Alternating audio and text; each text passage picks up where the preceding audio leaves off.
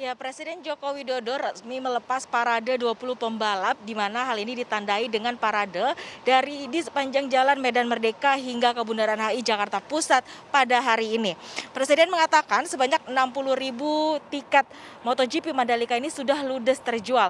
Hal ini dikarenakan antusiasme masyarakat untuk menonton MotoGP. Presiden Jokowi juga sangat optimistis bahwa MotoGP Mandalika ini akan berdampak positif bagi berbagai aspek di Indonesia, mulai dari olahraga, pariwisata, hingga ekonomi yang sempat lesu akibat pandemi COVID-19 beberapa waktu lalu.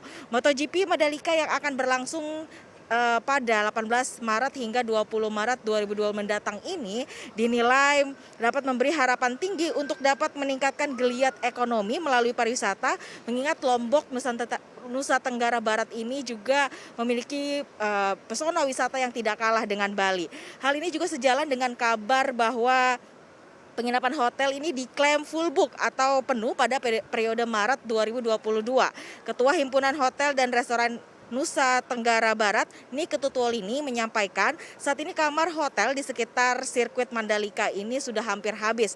Menurutnya, hotel di Lombok Tengah, Mataram, Lombok Barat, dan Senggigi sudah habis terjual. Bahkan Ketua Badan Promosi Pariwisata Daerah Lombok Tengah, Ida Wahyuni, untuk mengantisipasi kekurangan akomodasi, saat ini sedang dilakukan pendataan rumah-rumah penduduk di Pulau Lombok yang bisa menjadi tempat untuk penginapan wisatawan. Seiring hal tersebut, perhelatan event ajang balap MotoGP ini seharusnya dapat menjadi katalis positif bagi emiten akomodasi dan pariwisata di tahun 2022 setelah tertekan pandemi COVID-19 sejak 2 tahun terakhir ini. Kinerja emiten Plaza Indonesia Realty misalnya atau PLIN sepanjang tahun 2021 ini pendapatan 619,3 miliar rupiah atau mengalami penurunan 12,2% dibandingkan tahun 2020 sebesar 706 miliar rupiah. Dari sisi kinerja saham, Plaza Indonesia Realty secara year to date ini juga mengalami penurunan sebesar 15,51% di level 2070. Adapun penurunan disebabkan oleh terjadinya gelombang COVID-19 kedua beberapa waktu lalu di pertengahan tahun lalu akibat varian Delta. Meskipun program pemulihan ekonomi yang digencarkan oleh pemerintah ini sudah berjalan baik, begitupun juga dengan vaksinasi yang digelar oleh pemerintah juga sudah berjalan dengan baik. Sementara Panorama Sentra Wisata atau PANR sebagai pemain pariwisata, pendapatan Panorama sepanjang 2021 ini tercatat anjlok cukup signifikan 82,2% menjadi 214,9 miliar rupiah secara tahunan dibandingkan dengan tahun 2020 yang mencapai 1,2 triliun rupiah.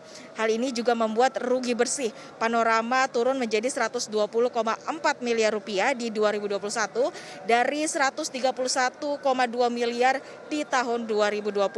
Namun secara year to date, kinerja saham Panorama ini mengalami kenaikan signifikan hingga 30,28% di level Rp284. Adapun kinerja Panorama yang anjlok di 2001 ini dikarenakan terkendala akibat varian Omikron yang merebak pada bulan Desember tahun 2021 lalu. Padahal sepanjang Oktober hingga November 2021, Panorama ini telah banyak mencatat grup booking untuk lebaran di akhir tahun.